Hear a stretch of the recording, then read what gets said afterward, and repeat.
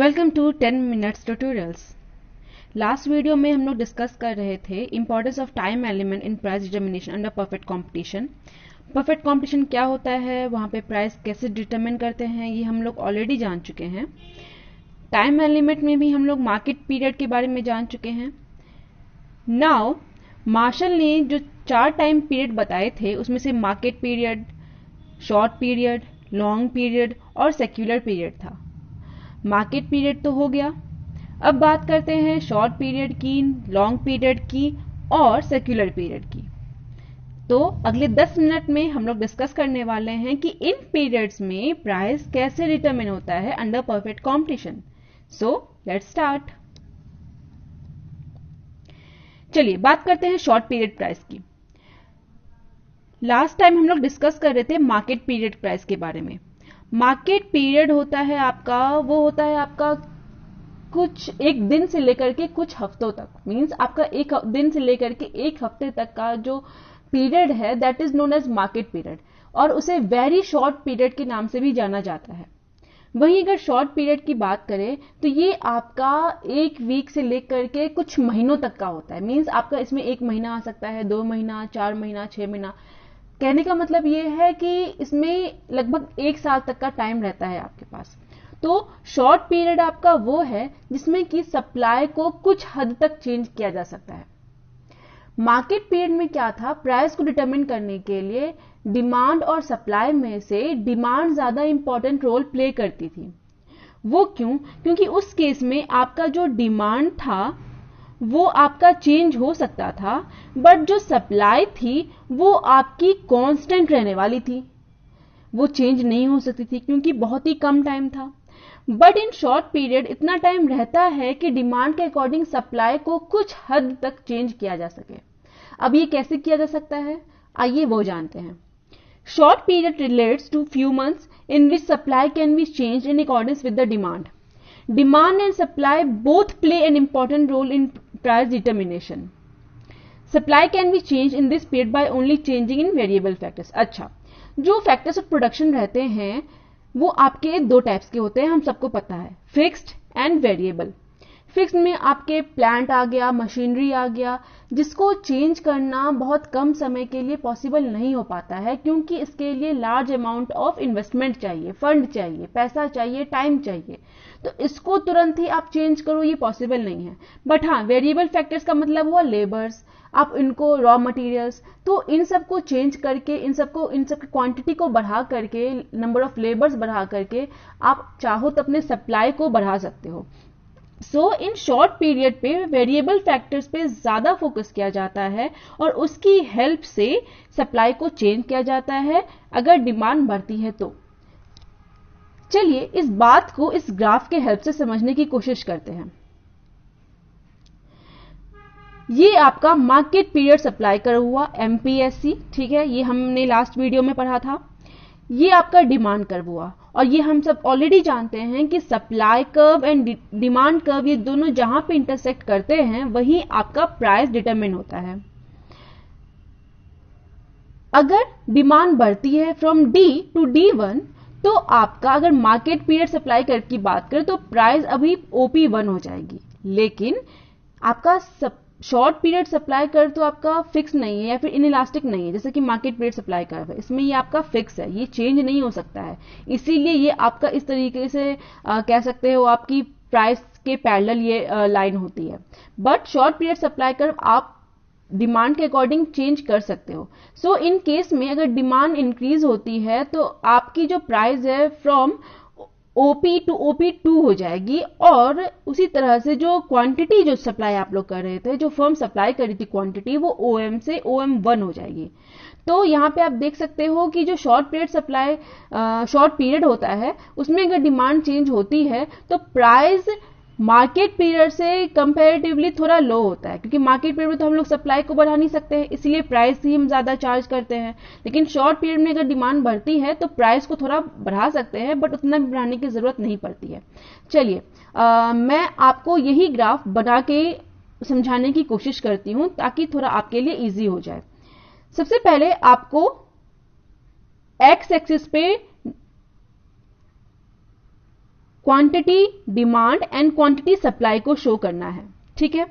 Y axis पे आपको price को शो करना है, ओके।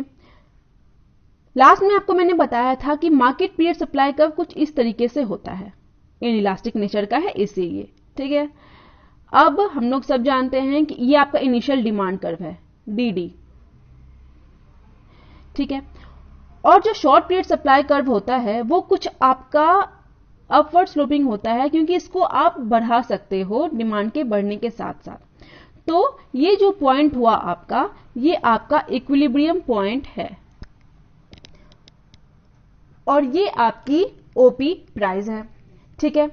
अब इन एनी केस अगर डिमांड, इनिशियल डिमांड डी से D1 की तरफ आती है तो जो नया प्राइस हो जाएगा मार्केट पीरियड सप्लाई कर्व के अकॉर्डिंग वो हो जाएगा OP1 और इक्विलिब्रियम पॉइंट हो जाएगा E1। और अगर ये आपका SPSC हो गया, और अगर हम लोग शॉर्ट पीरियड की बात करें तो उसमें अगर डिमांड बढ़ती है तो आपका जो प्राइस हो जाएगा फ्रॉम OP टू OP2 हो जाएगा, मींस ये वाला जो प्राइस, ये वाला जो पॉइंट है ये, ठीक है। और आपका क्वांटिटी यहां पे ये सोल्ड होगा। इस तरीके से आपको ये वाला ग्राफ बनाना है। आई होप आपको भी ये क्लियर हुआ होगा।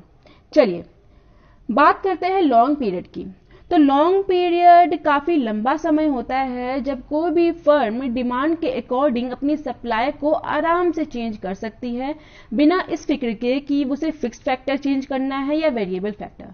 तो लॉन्ग पीरियड में आपका फिक्स फैक्टर होता ही नहीं है, वो इसीलिए क्योंकि इसके इतना लंबा टाइम रहता है कि फिक्स फैक्टर्स को या फिर प्लांट को, मशीनरी को आप चेंज कर सकते हो सप्लाई को बढ़ाने के लिए। The long period is of many years in which supply can be fully adjusted with demand. This is done by changing the fix factor like replacing the old machinery, plant etcetera. Long period price को normal price के नाम से भी जाना जाता है। अब ये नॉर्मल प्राइस क्या होता है? नॉर्मल प्राइस बेसिकली वो प्राइस होता है जो कि हर एक फर्म एटलीस्ट कवर करना चाहती है अपने प्रोडक्ट को सेल करके। मतलब कि वो कॉस्ट है जो फर्म किसी प्रोडक्ट को प्रोड्यूस करने के लिए खर्च करती है और वो चाहती है कम से कम उतना जो खर्चा है वो उसका निकल जाए। The price fixed under the long run is also known as normal price, which the firm and industry has to earn in order to stay in production. चलिए इस बात को एक ग्राफ की हेल्प से समझने की कोशिश करते हैं। अगेन यहां पे x एक्सिस पे आप देख रहे हो आउटपुट, y एक्सिस पे आप देख रहे हो प्राइस या फिर कॉस्ट। ये जो लाइन है, अच्छा यहां पे I have to mention here कि ये जो लाइन आप हॉरिजॉन्टल लाइन देख रहे हो ये आपका AR या फिर MR कर्व है, ठीक है। अब एक क्वेश्चन यहां पे ये आता है कि AR इक्वल्स टू MR क्यों हुआ? ओके तो परफेक्ट कॉम्पिटिशन के बारे में हम लोग पढ़ रहे हैं एंड परफेक्ट कॉम्पिटिशन का एक इंपॉर्टेंट फीचर ये भी है कि इसके अंदर प्राइस आपकी लगभग फिक्स रहती है। प्राइस को आप चेंज नहीं कर सकते हो, ना प्राइस को फर्म चेंज बढ़ा सकती है ना प्राइस को फर्म्स घटा सकती हैं। इस केस में जो उनका रेवेन्यू रहता है, वो जो एवरेज रेवेन्यू रहता है वो हमेशा ही मार्जिनल रेवेन्यू के इक्वल रहता है। वो कैसे? चलिए सपोज कीजिए कि 4 पेंसिल्स हैं, एक पेंसिल का दाम है 5 रुपीज, तो टोटल रेवेन्यू फर्म को कितनी मिली? 20 रुपीज। क्लियर? अगर हम लोग एवरेज रेवेन्यू की बात करें तो अगर हम 20 को 4 से डिवाइड कर देते हैं तो 5 रुपीज उस फर्म का एवरेज रेवेन्यू हो गया, ठीक है। अब मार्जिनल रेवेन्यू कैसे हुआ? मार्जिनल रेवेन्यू का मतलब होता है जब हम एडिशनल यूनिट सेल करने के बाद हमें जो एडिशनल रेवेन्यू होता है that is known as marginal revenue. अब सपोज यहां पे सिर्फ जो है 4 पेंसिल्स थी 5 रुपए की, ये आपका 20 रुपए का टोटल रेवेन्यू आ गया। सपोज अगर आप यही 4 नहीं 5 पेंसिल्स को बेचो और प्राइस वही है 5 रुपए, क्योंकि प्राइस को आप फिक्स रखना है, परफेक्ट कॉम्पिटिशन का केस है यहाँ पे, तो अभी टोटल रेवेन्यू कितना हो जाएगा? 25 रुपीज। तो मार्जिनल रेवेन्यू कितना होगा? नया रेवेन्यू आपको 25 हुआ और जो पुराना रेवेन्यू था वो 20 रुपीज था, तो मार्जिनल रेवेन्यू आपका हो गया 5 रुपीज। तो आप देख सकते हो कि यहाँ पे average revenue and marginal revenue दोनों इक्वल है। सो इसीलिए परफेक्ट कॉम्पिटिशन के केस में जो AR होता है वो हमेशा ही MR के आपका इक्वल होता है, ठीक है। अब बात करते हैं कि अब इसमें प्राइस कैसे डिटरमिन होता है। तो अभी जैसा कि मैंने आपको बताया कि परफेक्ट कंपटीशन में लॉन्ग रन के अंदर हर फर्म ये चाहती है कि एटलीस्ट उसका जो एवरेज कॉस्ट हुआ है प्रोडक्शन का वो कवर हो जाए। तो यहाँ पे प्राइस उस पॉइंट पे डिसाइड होता है जहां पे आपका लॉन्ग रन एवरेज कॉस्ट, आपका ये कर्व है और ये है आपका लॉन्ग रन मार्जिनल कॉस्ट। तो इन दोनों ने जहां पे एक दूसरे को कट किया, यहीं पे आपका प्राइस डिटरमिन होता है। अब ये आपका नॉर्मल प्राइस है जहां पे मतलब आपका जो भी कॉस्ट हुआ है वो कवर हो गया है। अगर कोई भी फर्म चाहती है कि इस प्राइस से ज्यादा चार्ज करे प्रॉफिट अर्न करने के लिए, हर फर्म चाहती है, आप भी प्रोड्यूस करोगे तो आप चाहोगे कि अगर 10 रुपए का आपका कॉस्ट ऑफ प्रोडक्शन हुआ है तो आप 15 रुपए की कोई चीज बेचो। बट इन परफेक्ट कंपटीशन क्या होता है कि अगर कोई भी फर्म प्राइस से ज्यादा चार्ज करने की कोशिश करती है तो जितने भी क्योंकि यहाँ पे फ्री एंट्री एंड एग्जिट का केस है, यहाँ पे मैंने आपको फीचर्स में बताया था कि परफेक्ट कंपटीशन के अंदर में फ्री एंट्री एंड एग्जिट होता है। तो यहाँ पे अगर किसी भी फर्म को प्रॉफिट हो रहा है तो तुरंत ही जो दूसरा जो भी मार्केट में एंटर भी नहीं हुआ है वो भी देखेगा कि अच्छा इस सेक्टर में हमें प्रॉफिट हो सकता है, तो वो भी प्रोडक्शन वाले सेक्टर में आ जाएगा और टक्कर की कंपटीशन देगा। तो इस केस में प्राइस वापस आपकी वहीं आ जाएगी। अच्छा, अगर कोई फर्म इससे कम चार्ज करे ताकि ज्यादा उसका सेल हो तो क्या होगा? एक तरीका ये भी है हम अपनी सेल बढ़ाने का कि हम किसी जो मार्केट में एग्जिस्टिंग प्राइस है उससे कम पे सामान को बेचें। बट इस केस में क्या होगा? Again large number of sellers हैं यहाँ पे परफेक्ट कंपटीशन के केस में, तो अगर प्राइस कम चार्ज करते हैं तो फिर जो फर्म्स हैं उनका कॉस्ट भी कवर नहीं हो पाएगा। तो ये कब तक चलेगा? लास्ट में उनको लॉस होने लगेगा, और जब उनको लॉस होने लगेगा तो जो कुछ फर्म्स होंगी जो एग्जिस्ट नहीं कर पाएंगी वो अपने फर्म को शट डाउन करने लगेंगी, बंद करने लगेंगी। तो इस केस में आपका जो प्राइस है वो ऑटोमेटिकली आपका बढ़ जाएगा और जो नॉर्मल प्राइस था वहीं पे आपका आ जाएगा, रीस्टैब्लिश हो जाएगा वही प्राइस। चलिए, is it clear? Now secular period की बात करते हैं। तो मार्शल ने, जैसा कि मैंने आपको बताया था, 4 पीरियड्स बताए थे। पहला था उसमें कि मार्केट पीरियड, दूसरा था शॉर्ट पीरियड। अच्छा, मार्केट पीरियड को वेरी शॉर्ट पीरियड भी बोला जाता है। दूसरा था शॉर्ट पीरियड, तीसरा है लॉन्ग पीरियड और चौथा है सेक्युलर पीरियड। इसी को कहीं कहीं वेरी लॉन्ग पीरियड भी बोला जाता है। तो सेक्युलर पीरियड जो होता है ये आपका 10 साल या उससे ज्यादा का समय होता है, 15 साल, 20 साल, 25 साल। तो इतना लंबा समय होता है, तब डिमांड भी चेंज हो सकती है एंड सप्लाई भी चेंज हो सकता है। डिमांड में भी बहुत सारे चेंजेस आ सकते हैं, जैसे आपका टेस्ट चेंज हो जाता है, टेक्नोलॉजी चेंज हो जाती है, बहुत सारी चीजें। 10 साल पहले मार्केट में आप कितने ज्यादा चेंजेस आए हैं ये हम लोग ने खुद ही देखा है। सो सेक्युलर पीरियड के अगले पीरियड मार्शल ने, सॉरी यहाँ पे मार्शल दीदी हो गया, यहाँ पे मार्शल डिड होना चाहिए, Marshall did, okay. Marshall did not analyse pricing under secular period. तो मार्शल जी ने ये जो सेक्युलर पीरियड है इसमें प्राइस डिटर्मिनेशन का कोई भी ऐसा फॉर्मूला या कोई भी ऐसी चीज को इन्होंने नहीं बताया था, बस एक ये पीरियड उन्होंने मेंशन किया था। So that is it for today. I hope आपको सब कुछ क्लियर हुआ हो, टाइम एलिमेंट की क्या वैल्यू है अंडर परफेक्ट कंपटीशन में। Thank you for watching. और अगर आपको मेरी वीडियो पसंद आई हो तो प्लीज लाइक कीजिएगा नीचे, इट्स वेरी इंपॉर्टेंट।